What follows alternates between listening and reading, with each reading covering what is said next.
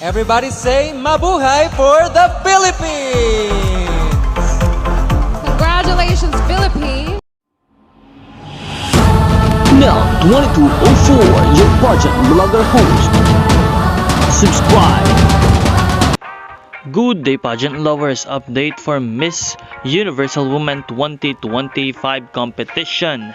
Pagkatapos ng top 25 announcement ay dumiretso agad ang kompetisyon sa sportswear segment kung saan ipinakita ng bawat kandidata ang kani-kanilang fitness, energy at confidence sa stage. Dito lalo nating nakita kung gaano kahanda si Jasmine. Fierce ang kanyang walk, confident ang kanyang aura at kitang-kita ang dedication niya sa pageant journey.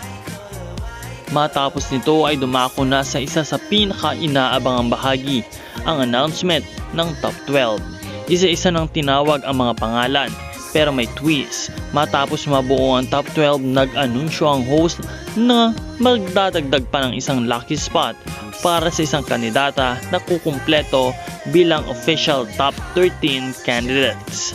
At dito nangyari ang nakakilabot na moment dahil huling tinawag ang Pilipinas. Yes, pageant lovers, last but definitely not the least, si Jasmine Omay ang nakasungkit ng final spot para sa top 13.